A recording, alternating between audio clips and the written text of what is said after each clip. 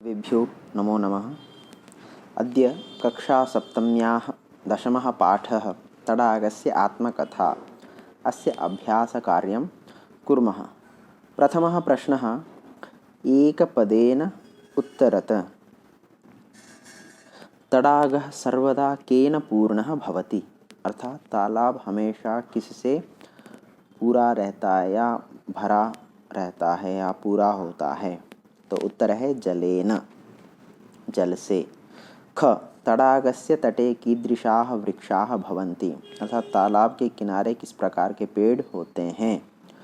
तो उत्तर है हरिताः, हरे भरे।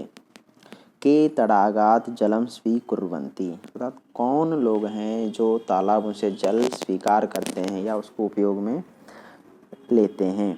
तो कृषकाः, किसान लोग। तडागे के तरन्ति? अर्थात तालाब में कौन तैरते हैं? वर्तकाः। केषां तडागे श्रद्धा भवति? माने किनकी तालाबों पर श्रद्धा होती है?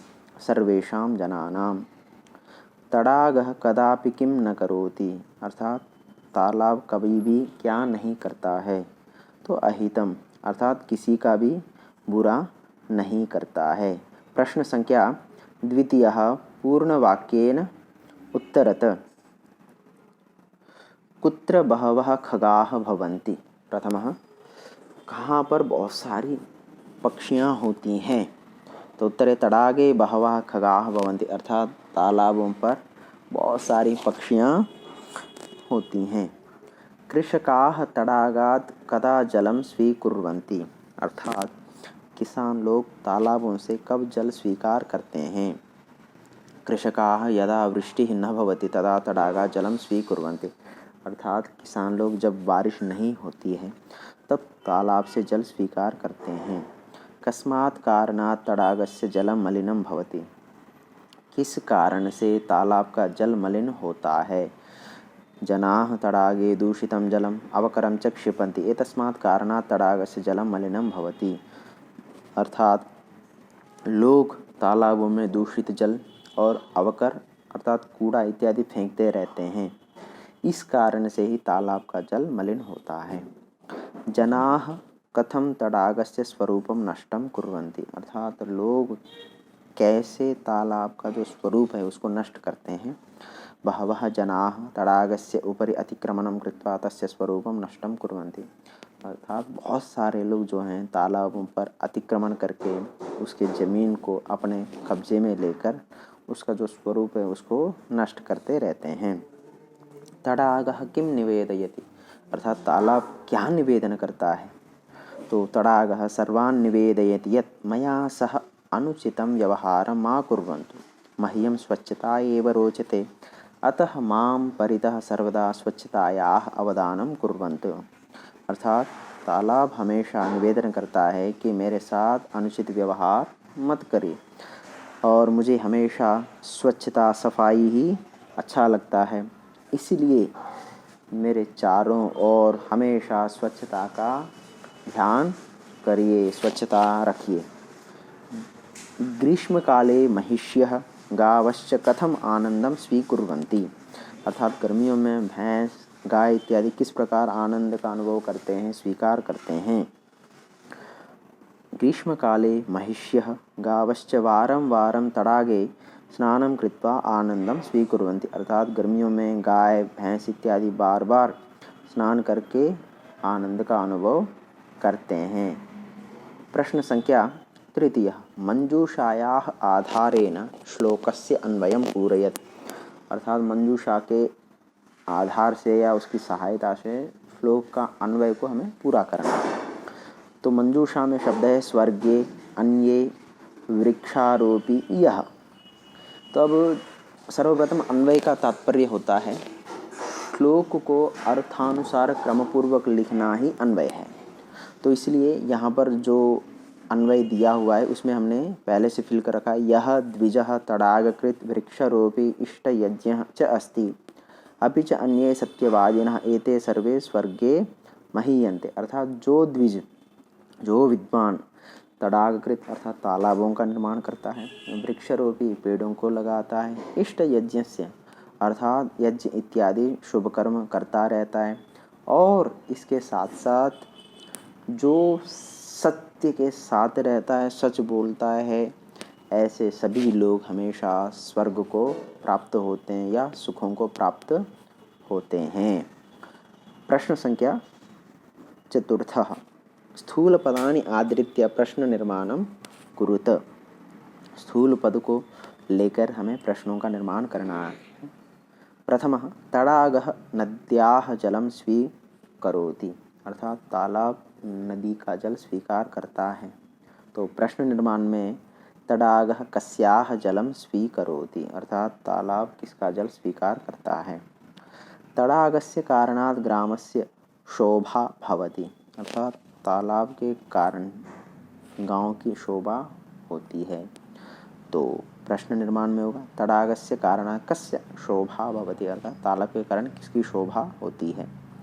प्राचीन कालाद एव तडागस्य महत्वम अस्मिन् लोके अस्ति, अर्थात प्राचीन काल से ही तालाब का महत्व इस लोक में है। तो उत्तर है प्राचीन कालादेव तडागस्य महत्वम कुत्र अस्ति, अर्थात प्राचीन काल से तडाग का महत्व कहाँ पर है। जनानां व्यवहारेण तडागः दुःखितः भवति, माने लोगों के व्यवहार से तालाब दुखी होता है। तो प्रश्न निर्माण में केषां व्यवहारेण तडागः दुःखितः भवति, माने किनके व्यवहार से तालाब दुखी होता है। तडागाय स्वच्छता एव रोचते, अर्थात तालाब के लिए सफाई ही अच्छा लगता है। तो कस्मै स्वच्छता एव रोचते ने प्रश्न निर्माण हो गया, माने किन को स्वच्छता अच्छी लगती है। तो प्रश्न संख्या 5 निम्नलिखित पदानि विभक्ति अनुसारम लिखत। यहाँ पर जो शब्द दिए हैं उनको विभक्ति के अनुसार हमें लिखना है, और ये जो शब्द हैं जितने भी दिए हुए हैं ये सारे के सारे अस्मद शब्द के एक वचन के रूप हैं। तो इसलिए यदि आपने अस्मद शब्द पढ़ा हो तो बहुत आसानी से आप इसको फिल कर सकते हैं। तो शब्द देखिए, प्रथमा विभक्ति का अहम, द्वितीया का माम, तृतीया का मया, चतुर्थी का मह्यम, पंचमी का मत, षष्ठी का मम और सप्तमी का मई शब्द रूप है। तो ये सारा का सारा अस्मद शब्द रूप का है, और आपने अस्मद शब्द रूप पहले भी पढ़ा होगा, तो इसलिए आप ध्यान करना है। अब प्रश्न संख्या 6 मंजूषायाः साहाय्येन रिक्त स्थानानि पूरयत, अर्थात मंजूषा की सहायता से हमें रिक्त स्थानों को पूरा करना है।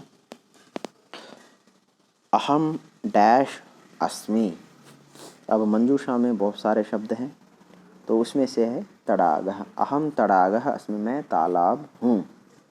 ते मम जलम डैश इव चिंतयन्ति, तो उत्तर है ते मम जलम गंगा जलम इव चिंतयन्ति, अर्थात वे लोग मेरे पानी को गंगा जल के सदृश सोचते हैं, व्यवहार करते हैं। जनाः जलमेव डैश इति वदन्ति, जनाः जलमेव जीवनम इति वदन्ति, लोग जल ही जीवन है ऐसा बोलते हैं।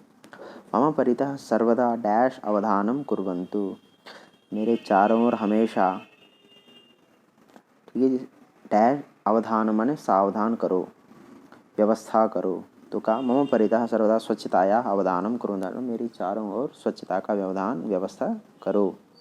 तेन मम डैश भवति, तेन मम क्षतिः भवति, उससे मेरी हानि होती है। मम महत्वम डैश अपि वर्णितम अस्ति, मम महत्वम महाभारते भी वर्णितम अस्ति, अर्थात मेरे बारे में महाभारत में भी वर्णित किया है, लिखा गया है। प्रश्न संख्या 7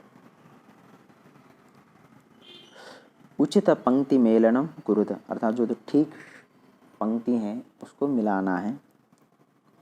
परंतु आधुनिक काले जनाः मयि दूषितम जलम अवकरम च क्षिपन्ति, अर्थात आधुनिक काल में लोग दूषित जल और अवकर इत्यादि छोड़ते हैं। अतः माम परितः सर्वदा स्वच्छताया अवधानम कुर्वन्तु, इसलिए मेरे चारों ओर हमेशा स्वच्छता सफाई का व्यवस्था करो। ये ते स्वर्गे महीयन्ते ये चान्ये सत्यवादिनः, अर्थात ये जितने भी लोग हैं अच्छे काम करने वाले, वे हमेशा सुखों को प्राप्त होते हैं, जिनमें सत्यवादी भी हैं। ग्रामेषु नगरेषु च मांगलिक अवसरेषु जनाः मां पूजयन्ति, अर्थात गाँव में, नगरों में जो उत्तम कार्य होते, मांगलिक कार्य, उस समय में सभी लोग मेरी पूजा करते हैं। प्रश्न संख्या 8। भिन्नम प्रकृति पदम पृथक कुरुत, अर्थात जो भिन्न प्रकृति पद है, प्रकृति मतलब स्वभाव पद है, उसको अलग करना है। तब प्रथम है मई, मत, माम, माँ। इसमें जो भिन्न प्रकृति स्वभाव वाला पद माँ है, क्योंकि माँ निषेधार्थक है और अन्य जितने भी हैं वो सारे के सारे अस्मद शब्द के शब्द रूप हैं। सिंचाम, तरंती, भवंती, निवसंती, इसमें सिंचाम शब्द भिन्न प्रकृति पद है, क्योंकि सिंचाम शब्द उत्तम पुरुष एक वचन है और अन्य प्रथम पुरुष बहुवचन है। जनाः, कृषकाः, महिष्यः, निवसन्ति, इसमें भिन्न प्रकृति पद निवसन्ति है, क्योंकि निवसन्ति धातु रूप हैं और अन्य शब्द रूप हैं। शुष्कः, क्षतिः, शोभा, वृष्टि, इसमें शुष्कः शब्द भिन्न है, क्योंकि अन्य शब्द जितने भी वो स्त्रीलिंगवाची शब्द हैं और शुष्कः शब्द पुरुषवाचक पुल्लिंगवाची शब्द है। मंजूषातः पदानि स्वीकृत्य वाक्य निर्माणं कुरुत, ये 9वां प्रश्न है। जो मंजूषा से हमें कुछ 5 वाक्य बनाने हैं, तो इसमें हमने पहला वाक्य बनाया जनाः जलम एव जीवनम इति वदन्ति, अर्थात लोग जल ही जीवन है ऐसा बोलते हैं। दूसरा है अहम गृहम गच्छामि, गृहम और गच्छामि शब्द को लेकर हमने बनाया कि मैं घर जा रहा हूँ। और तीसरा बनाया वृक्षाः शब्द को लेकर कि तडागस्य तटे हरिताः वृक्षाः सन्ति, अर्थात तालाब के किनारे हरे वृक्ष हैं। और चौथा है खगाः शब्द को लेकर बनाया वृक्षेषु खगाः निवसन्ति, अर्थात पेड़ों में पक्षियाँ निवास करते हैं। और अंतिम है स्वच्छता शब्द को लेकर मह्यम स्वच्छता एव रोचते, मुझे सफाई ही अच्छी लगती है। अब प्रश्न संख्या आगे 10 में विलोम पदों को हमें लिखना है। विलोम शब्दान लिखित। प्रथम एक उदाहरण के रूप में हितम, उसका विलोम अहितम, हितम माने भला, अहितम माने बुरा। इसी प्रकार पूर्णम शब्द का अर्थ पूरा और अपूर्णम माने अधूरा या रिक्तम शब्द का भी अर्थ खाली। श्रद्धा, अश्रद्धा, सत्यम, असत्यम, उचितम, अनुचितम, शुष्क, हरितः। उचितम शब्द का अर्थ ठीक, अनुचितम शब्द का अर्थ गलत, शुष्क शब्द का अर्थ सूखा, हरितः शब्द का अर्थ होता है हरा। प्रश्न संख्या 11 बहुवचने परिवर्तयत, जो शब्द एक वचन में दिए हैं उनको हमें बहुवचन में बदलना है। यथा भवति का बहुवचन होता है भवन्ति, गच्छामि शब्द का बहुवचन होता है गच्छामः, पूजयति शब्द का होता है पूजयन्ति, करोमि शब्द का कुर्मः, निवेदयामि निवेदयामः, करोति कुर्वन्ति, अस्ति सन्ति। तो यहाँ पर अब हमारा पाठ समाप्त होता है।